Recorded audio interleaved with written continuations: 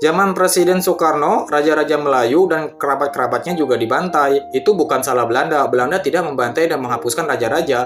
Nah, saudara, pembantaian raja-raja Melayu dan kerabat-kerabatnya yang saudara maksud itu adalah peristiwa atau revolusi sosial yang terjadi di Sumatera Timur, di mana raja-raja Melayu yang berasal dari 4 kesultanan Melayu, ini Kesultanan Delhi, Kesultanan Serdang, Kesultanan San, Kesultanan Langkat itu tuh diberangus, saudara.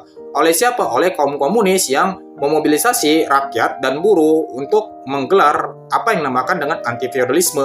Kenapa, saudara? Karena para feodal-feodal itu atau kaum-kaum raja atau kaum-kaum sultan itu dianggap sebagai tangan panjang atau kepanjangan tangan dari pemerintahan kolonial Belanda, sehingga penjajahan itu jadi lama, saudara. Kenapa? Karena ada kerjasama antara pemerintah Belanda dengan raja-raja lokal, saudara. Nah, makanya Belanda tidak menghapuskan raja-raja. Kenapa ya? Karena Belanda pun membutuhkan peran raja-raja lokal, saudara. Untuk apa ya? Untuk memobilisasi atau untuk melanggengkan kekuasaan pemerintah kolonial Belanda di Indonesia, saudara. Kenapa? Karena jumlah orang-orang Belanda di Indonesia itu sedikit, saudara. Makanya mereka membutuhkan atau kerjasama dengan raja-raja lokal. Dan siapa yang mau kerjasama itu bakal dikasih hidup enak. Jadi kayak bakal dijamin gitu kalau anak keturunan itu bakal jadi bupati selama 7 turunan gitu. Nah, sementara raja-raja yang melawan itu bakalan dibantai, saudara, bakal diajak perang gitu. Nah, makanya kan ada seperti kayak perang Aceh atau perang Bali. Nah, itu karena raja-rajanya itu menolak untuk kerjasama dengan pemerintah kolonial Belanda, saudara.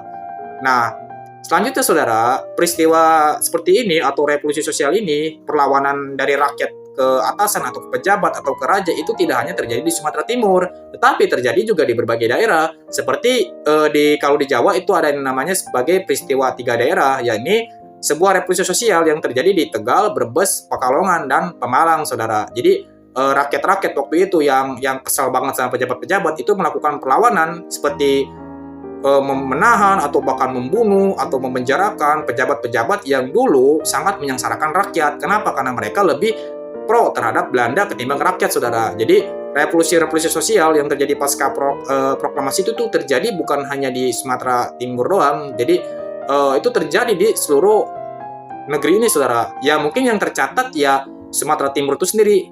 Nah, makanya kita, kalau misalkan kita tinggal di sebuah daerah dimanapun yang ada di negeri ini, ada sejarah, tolong tulis sejarah itu agar bisa diketahui oleh seluruh rakyat Indonesia. Jadi bukan hanya sejarah-sejarah yang ada di Jawa saja, bukan hanya Soekarno-Hatta saja, tapi ada pahlawan-pahlawan yang di daerah kalian yang bisa dikenal oleh seluruh rakyat negeri ini, saudara. Jadi marilah kita mulai mencintai atau mulai melestarikan sejarah dengan cara menulis atau mencatatnya, saudara, atau menyebarkannya, saudara.